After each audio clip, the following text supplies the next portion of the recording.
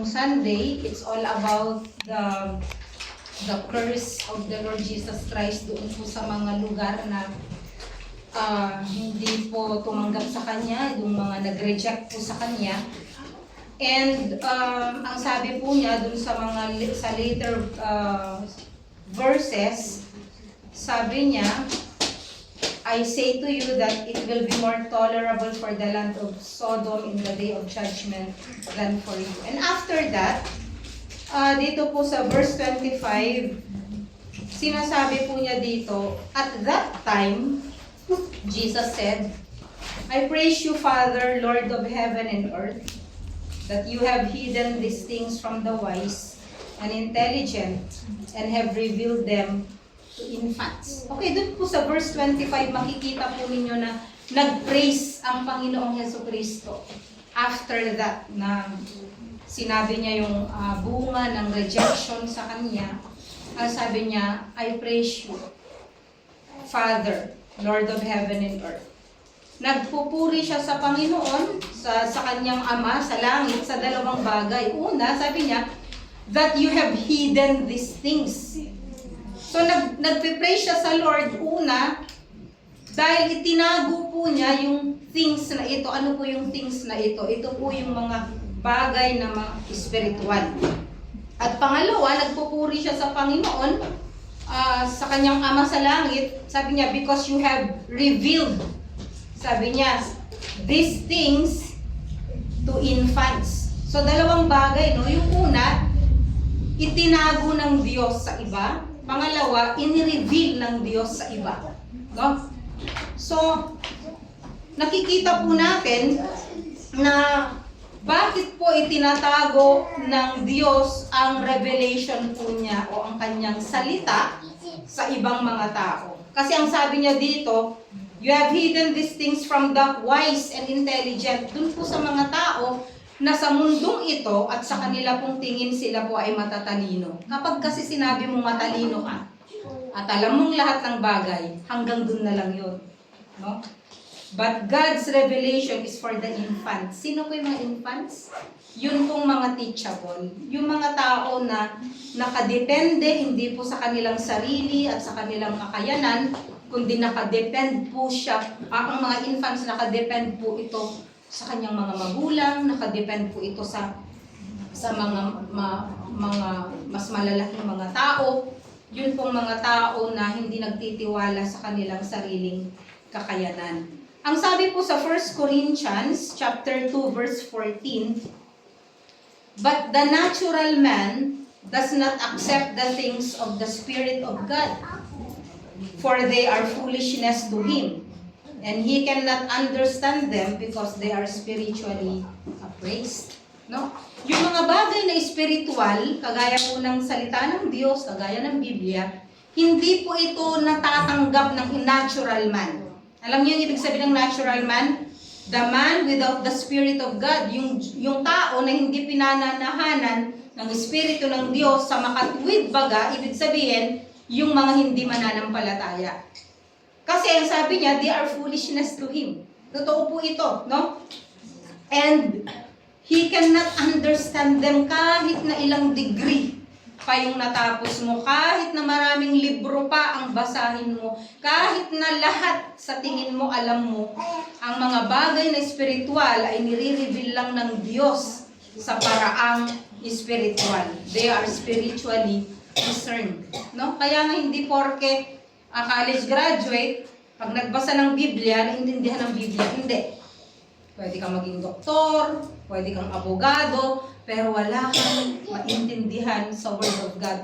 Mas marami pang naiintindihan ang mga tao na bagamat hindi nakapag-aral, subalit siya po ay mananampalataya. So yun po yung dalawang bagay na unang isang bagay. Pangalawa, sabi niya, reveal, di ba? Ang translation po nito sa Greek ay apocalypse. No? Ibig sabihin, ni-reveal, no?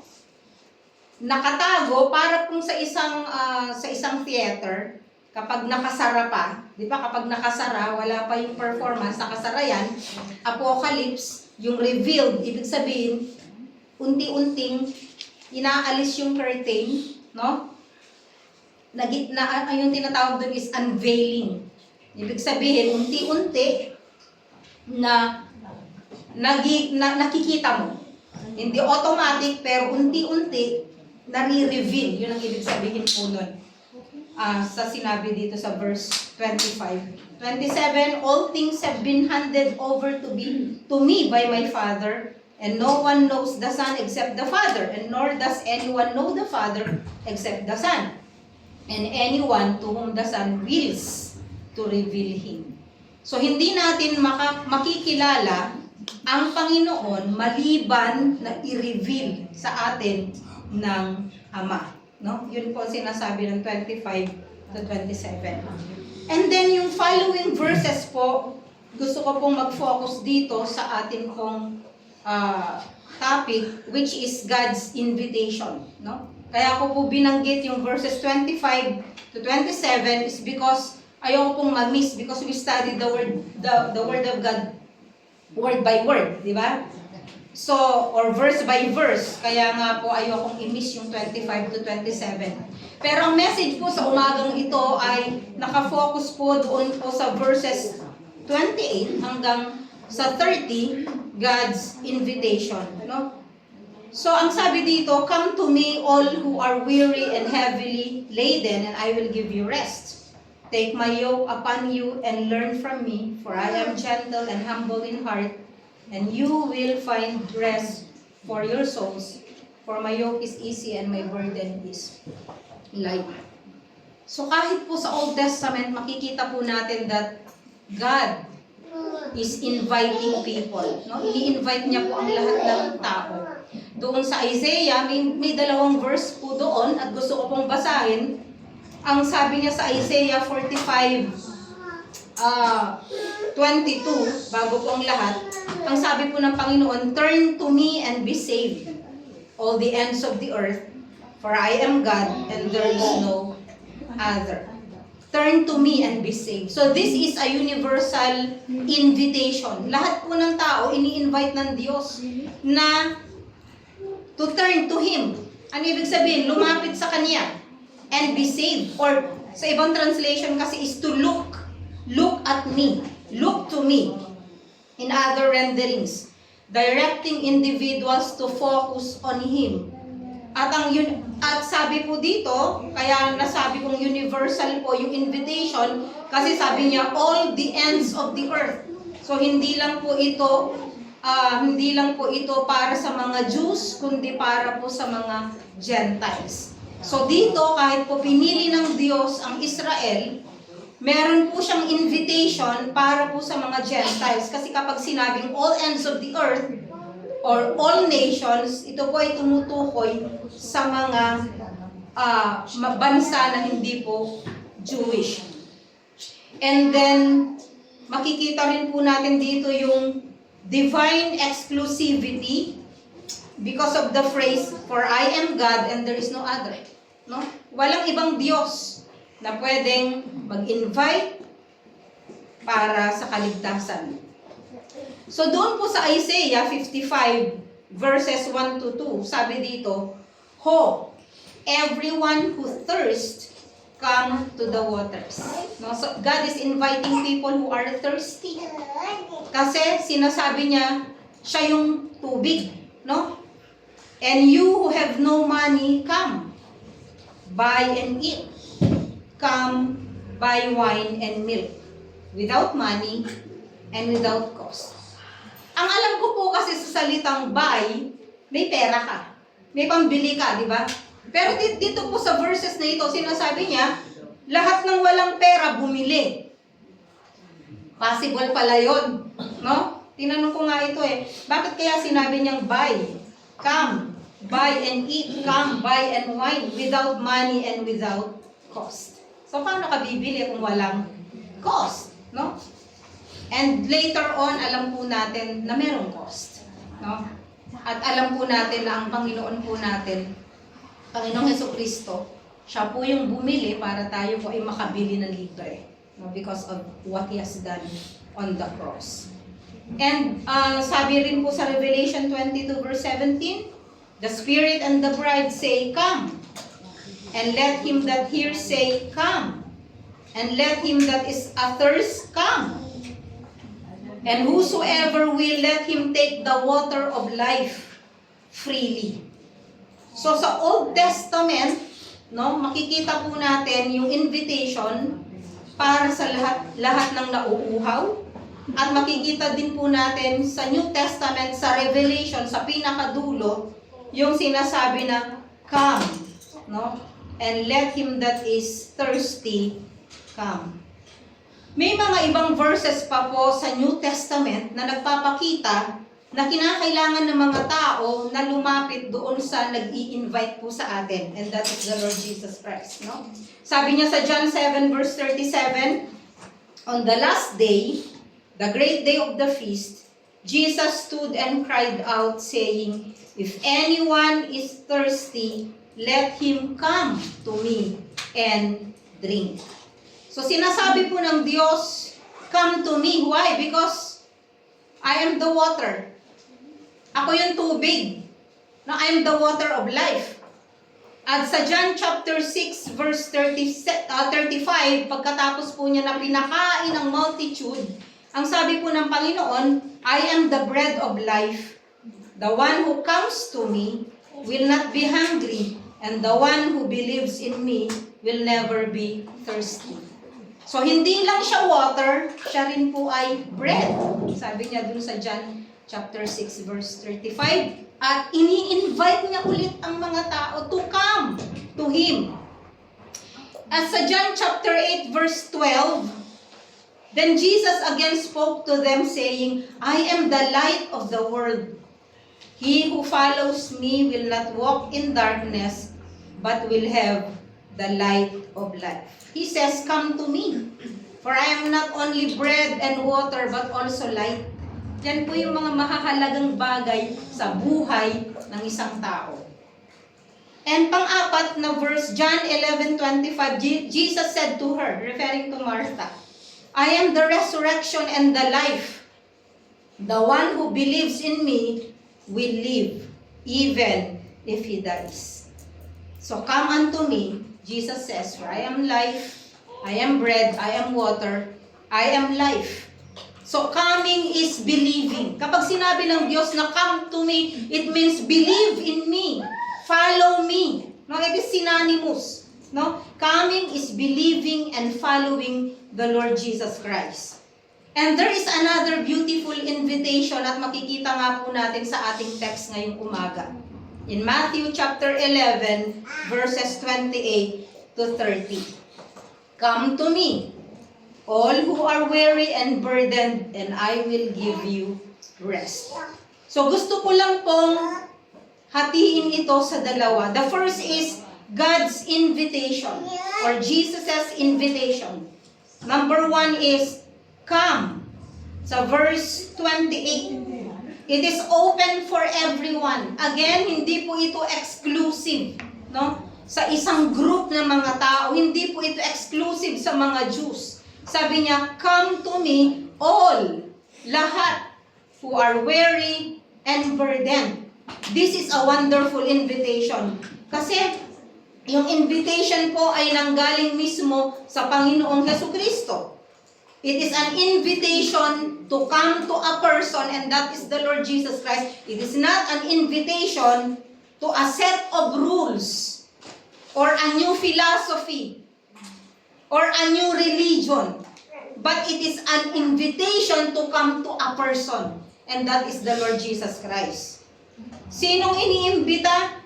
All who labor, all who are weary and are heavily laden. Lahat ng nabibigatan. So, meron pong kabigatan ang tao. Hindi lang po ito physical burden, no? Life is a fallen world, no? Sabi kanina ng testimony ni Sis Lerma na bakit ganitong nangyayari sa mundo? Because we live in a fallen world. Fallen ang world na to. Therefore, andyan yung presence of sin. And because of there is the presence of sin, there is the presence of sickness and the presence of death. Because all have sinned and fall short of the glory of God. And the wages of sin is death. And not naturally, kahit na ano pang gawin mo sa katawan mo, it is appointed unto man once to die, and after that, the judgment. Kahit na ano pang pag-iingat ang gawin mo sa sarili mo, pero hindi ko sinasabi na huwag kang mag-ingat sa sarili mo. Ang sinasabi ko, kahit na anong gawin mo, hindi ka aabot sa forever dito po sa lupa, lahat tayo ay mamamatay. No? So, God's invitation is for people to come. No? So, lahat po ay physically, emotionally, and spiritually exhausted. Pagod na ako. Alam niyo po si Elijah. Nakipaglaban siya sa mga di ba, sa mga prophets ni Baal. Napakatapang niya. Alam niyo nung time na sabi niya, I want to die. Sa isang napakatapang na propeta, nasasabihin niyan, I want to die. Kasi nga na-discourage siya. Tayo pa kaya? Di ba? So, nangyayari po ito sa atin. Ano pong ginawa ng Diyos nung na-discourage si Elijah? Nag-send siya ng pagkain. Ano sabi niya? Nag-send siya ng pagkain. Sabi niya, kailangan mong kumain. Bakit? Kapag pagod ang katawan, apektado ang puso, apektado ang isip. Hindi niyo napapansin ng mga mister nyo? Pag gutom, galing sa trabaho, pag uwi ng bahay, walang pagkain, ano pong itsura niya? Gwapo ba? Galit. Bakit? Ako ba magsasaing? Di ba? Kasi kapag pagod ang isang tao, apektado ang lahat. Once na nakakain ka, kaya ang Diyos pinakain niya si Elijah eh. Nung nakakain na, sabi niya, you eat for your journey is long. Mahaba pa yung iyong lalakbayin. No? So, lahat po ng tao ay nagkakaroon po ng physical, emotional, and spiritual exhaustion. So, meron din po tayong tinatawag na burden of self-reliance because we are trying to do everything by ourselves. No? Subukan nyo na ikaw lahat ang gumawa. Kunyari, sa bahay, ikaw lahat. Ikaw magluluto, ikaw mamamalengke, ikaw ang magseset ng table, ikaw maglalagay ng pagkain sa table, ikaw ang mag-aalis ng pinggan, ikaw pa rin ang maghuhugas ng pinggan. Tapos babalik ka ulit sa trabaho mo, ikaw pa rin ang magsusupport at magbibigay ng finances. Subukan mong ikaw lahat yon. Ikaw pa rin ang maglalaba. No? Ikaw pa rin ang mamamalansya, ikaw lahat. No? That is the burden of self-reliance. No? Ikaw lahat. No? Ang sabi ng Panginoon sa second na statement niya, sa verse 29 and 30, di ba sabi niya dito, take my yoke. So ang pangalawa, sa invitation ng Panginoon, not only to come, but also to take His yoke. No?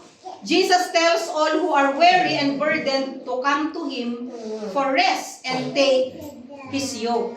Ano po ba yung yoke? Nakakita na po ba kayo ng yoke? A yoke by definition is a wooden cross piece fastened over the necks of two animals. Bakit? Para magtulungan sila para gawin yung trabaho. Yun po that's the reason why two oxen are yoked together kapag po nag-aararo. No? Kasi kinakailangan niya ng kasama para sa ganoon ay mag-araro po ng land, ng piece of land. So ito pong yoke na tinatawag ng Panginoon ay nagbibigay po ng burden. Kapag nagkaroon ka ng yoke, ibig sabihin, nakatali ka sa isang something na kailangan mong hilain. Di ba? Kaya yung burden, kaya yung carabao, yung buffalo, mga beast of burden. Kasi nakadesign po sila para magkaroon ng yoke at pagkatapos hilain yung burden.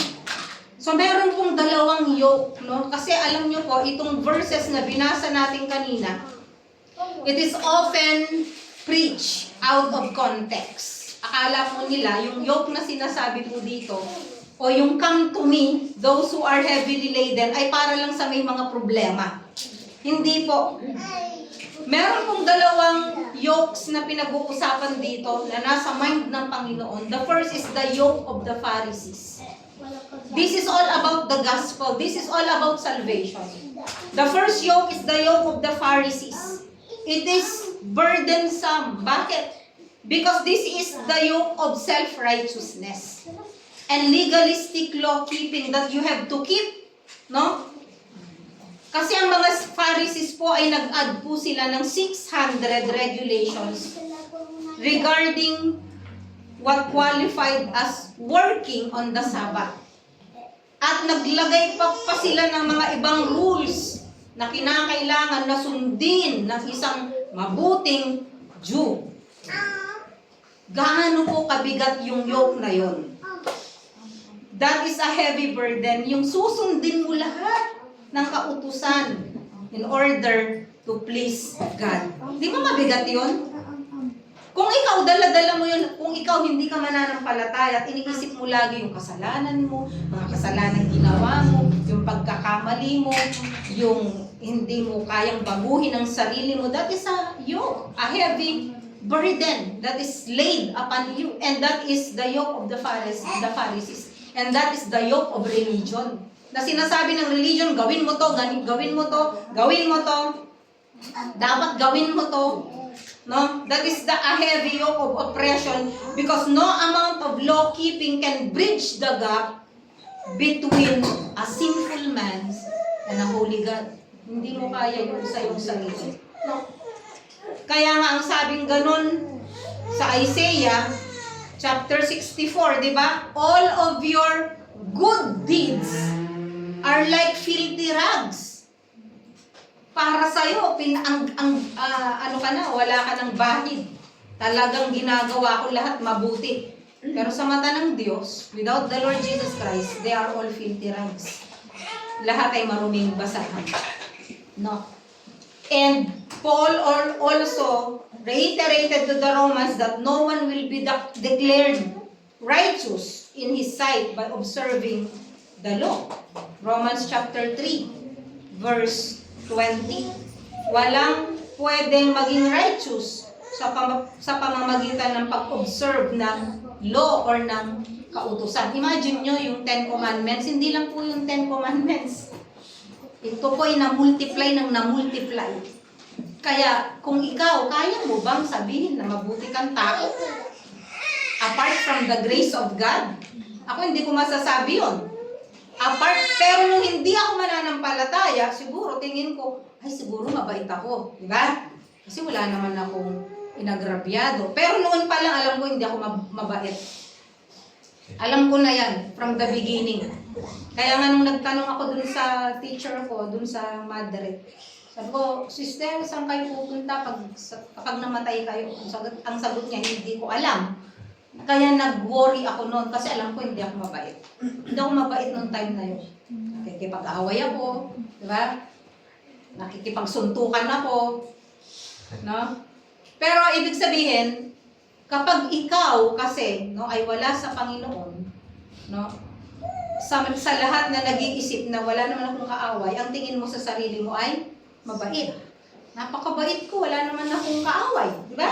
Hindi naman ako nagnanakaw kagaya ni ganyan. Hindi naman ako nakikiapid kagaya ni ganyan. Okay, meron ka na agad comparison sa isang tao because you know that you are righteous, but that is self-righteousness. No? At yun yung sinasabi ng na yoke of the Pharisees, the legalistic yoke. And the second yoke is the yoke of the Lord Jesus Christ. Diba sinabi niya, for my yoke is easy and my burden is light. The yoke of Jesus Christ is light and easy to carry because it is the yoke of repentance and faith followed by a singular commitment to follow Him. No? For this is the love of God. Ang sabi sa 1 John chapter 5 verse 3, that we keep His commandments and His commandments are not burdensome. Alam nyo kasi kung di ka mananampalataya, trabaho sa'yo yung sumunod. Pero pag Kristiyano ka na, ang sabi ng Bible, ang sabi ng 1 John chapter 5 verse 3, we follow or we keep His commandments, hindi na natin mararamdaman na mabigat yung pagsunod sa commandments. It will just come naturally.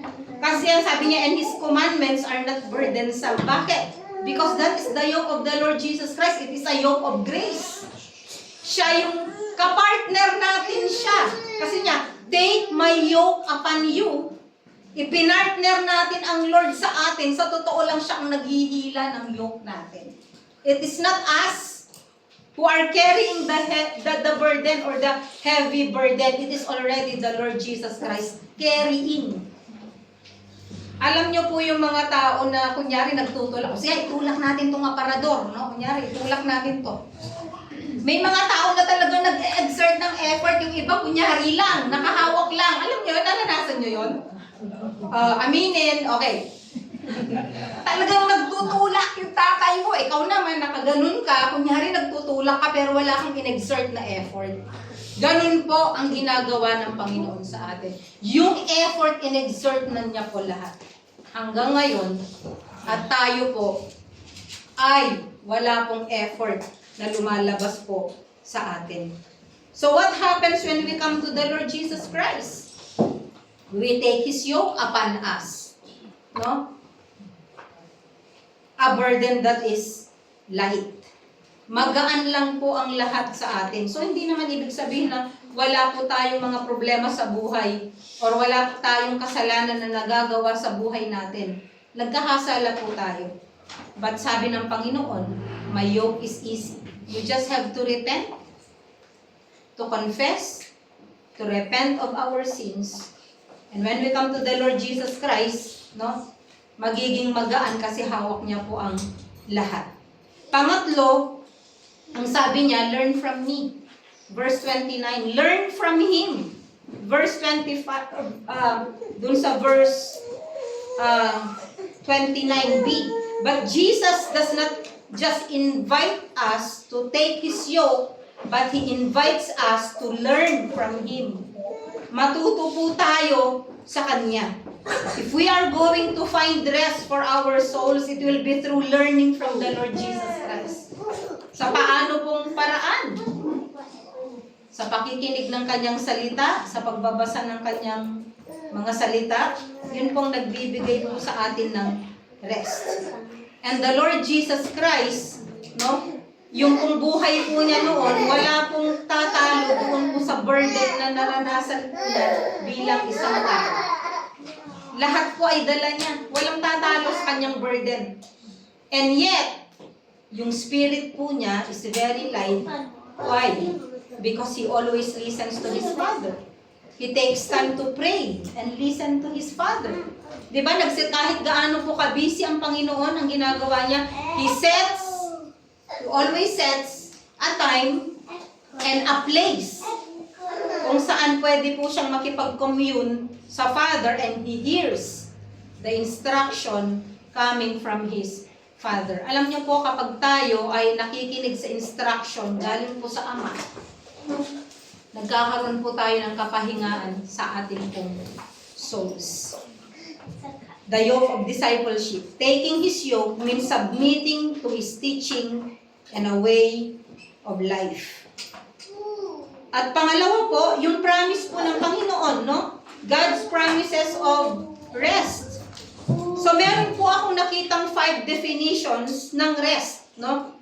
At ito po ay makikita po natin na parallel doon po sa rest na tinutukoy po ng Panginoon. Una, rest, according to the definitions, a dictionary, rest is to cease from action or motion, to stop labor and exertion. So that the rest that our Lord offers, ang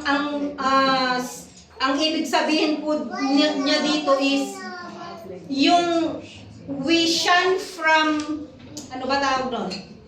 For striving. No, yung nag-i-strive ka para sa kingdom of God na sinasabi mo na kailangan gawin ko to para ako ay maligtas. No? Kapag hindi ka mananampalataya, ganyan ang gagawin mo. Kailangan sundin ko ang 10 utos, kailangan ganito ang gawin ko. No?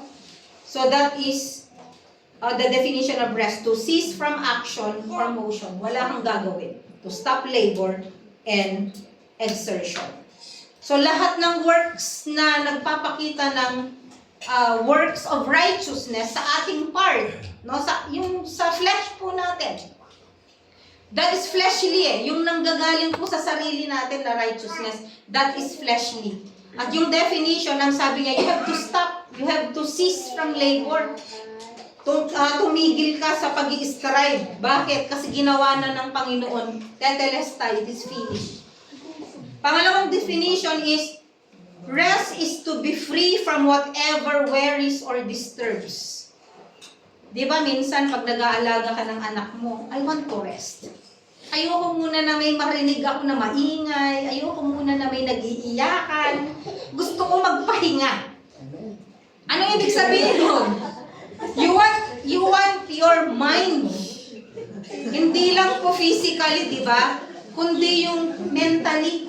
Ang nanay ko dati, napalo ako sa kanya kasi sabi niya, magre-rest lang ako. Gusto ko lang pumikit ng sandali. Kinakalabit ko siya, napalo ako. No? Kasi yung rest ng mind. Alam niyo po yung, kung minsan, nakarest po ang physical body natin, pero mind natin pagod na pagod. Kaya ang nangyayari, pagod na pagod tayo. Pagod na ako, tas iiyak ka na. Nasubukan niyo na yun? Pagod na ako, Lord. Pero hindi ka talaga gumawa sa bahay. Pero pagod na ako, Lord. Kasi pagod na yung utak mo. Saka iisip. Pagod na yung isip mo na umaandar. Ikaw ba naman takbo ng takbo? Maraming tumatakbo sa mind mo. Yung kapitbahay niyo, tumatakbo sa mind mo. Kasi iniisip mo. Yung asawa mo, tumatakbo lagi sa mind mo. Hindi ka nagkakaroon ng rest. Maraming tumatakbo sa mind natin. Kahit nga yung mga employer natin, tumatakbo sila sa mind natin. No? Kaya wala tayong kapahingahan po sa ating pag-iisip. So sabi dito, in the spiritual sense, to enter God's rest means to be at peace. Meron tayong kapahingahan at peace with God.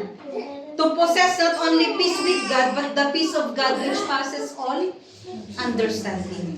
To have your heart totally calm in the midst of storm. Alam niyo po yung mga tao na kalma kahit na maraming problema. Yan po yung soul na talagang at rest. Dahil nakarest po siya doon po sa Panginoon. And pangatlo, rest is to be settled or fixed. No? Something rests somewhere. It is fixed there. It is settled there. Naka-fix, naka-settle. Kaya kapag sinabing the house is just resting there, ibig sabihin, nandyan siya naka-fix. No? To enter God's rest means to be positionally secured in God because we know na ligtas tayo.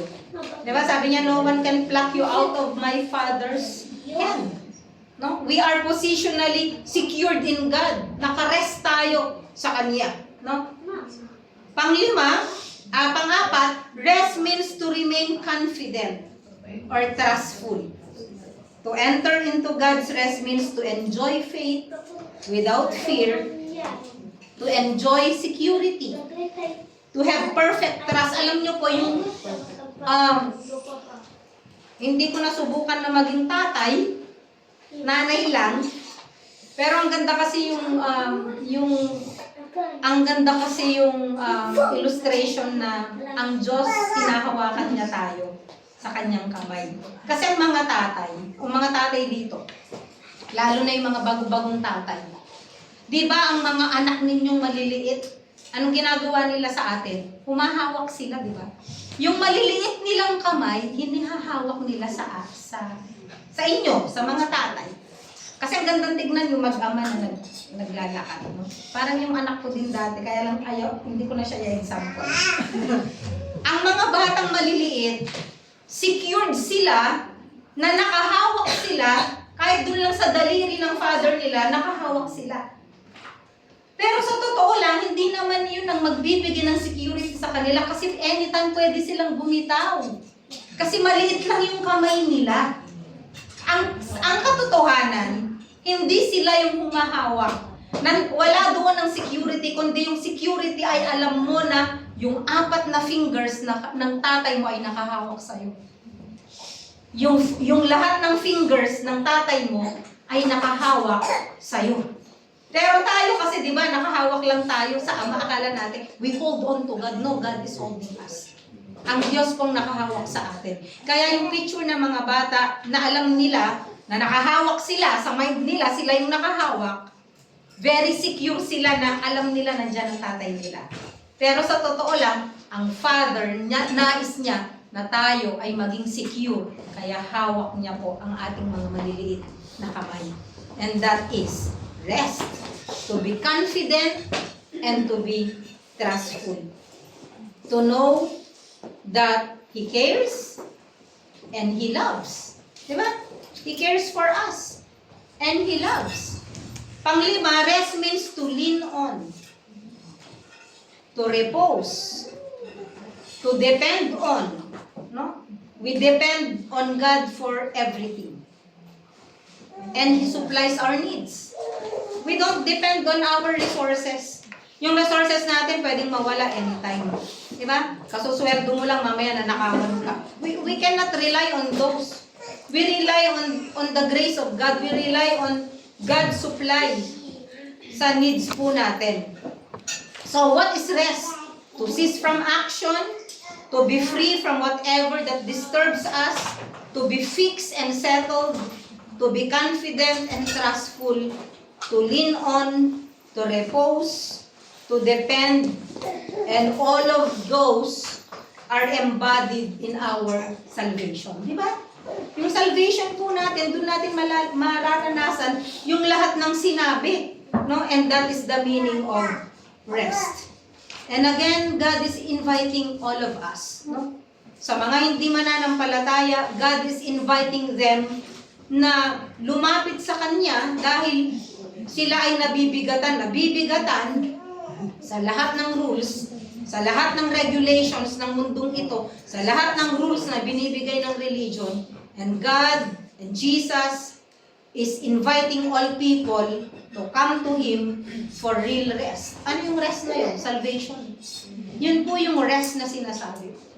Kaya nga ang sabi sa Hebrews, if you remember yung sabi doon na if you hear God's word, sabi niya, do not harden your hearts. At doon po sa mga tao na nag-harden ng kanilang hearts, anong sabi doon? They will never enter my rest. At totoo nga na hindi sila nakarating sa promised land. And that is rest. At spiritually speaking, ang rest na yon na tinutukoy, na rest ngayon ng Panginoon ay yung salvation ng souls. Ang kaluluwa po natin ay pagod kapag po wala ang true salvation na nagmumula sa Panginoon. Kaya ang sabi niya dito, for I am gentle and humble in heart, and you will find rest for your souls. You will find rest for your souls. This is the fruitless effort to save oneself by the works of the law and fully depending on the grace of the Lord Jesus Christ. No? Anong invitation ng Panginoon? Come. You just come to Him. Come, take His yoke, learn from Him.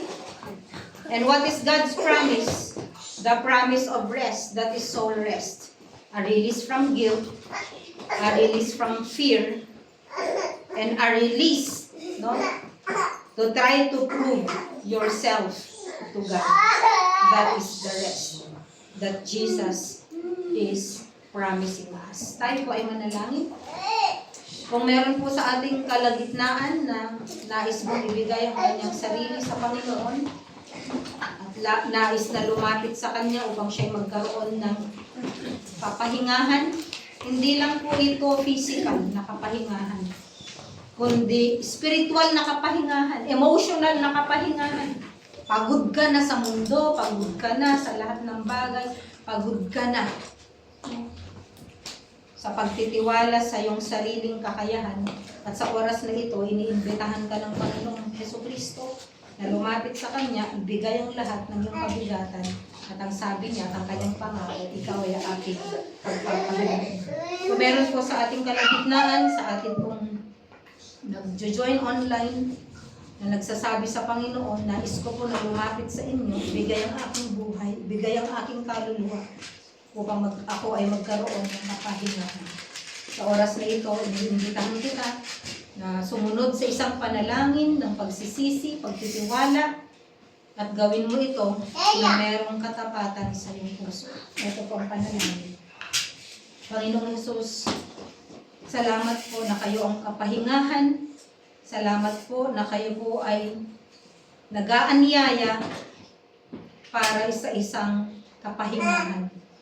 Binibigay ko po ang aking kabigatan sa inyo. Binibigay ko po ang kabigatan ng aking kalooban, kabigatan ng aking mga kasalanan. Inihihingi ko po ng tawad ang akin pong mga pagkakamali, mga pagsalangsang. At sa oras na ito, tinatanggap ko kayo, Panginoong Jesucristo, sa aking buhay bilang Panginoon at sarili kong tagapagligtas. Baguhin niyo po ang aking buhay. Binibigay ko po ito sa inyo sa pangalan ng Kristo Jesus. Amen. Tayo po'y manalangin. Panginoon, salamat po sa inyo pong pangako. We thank you, Lord, na kayo po ay nag-o-offer ng salvation sa lahat po ng nais lumapit at kayo po ay nag-o-offer ng kapahingahan sa bawat isa po sa amin na napapagod sa napakaraming bagay. Salamat po, Panginoon, sa inyo pong katapatan, sa inyo pong biyaya, sa inyo pong pag-ibig. Ito po ang aming samag dalangin sa pangalan ng Jesus. Amen.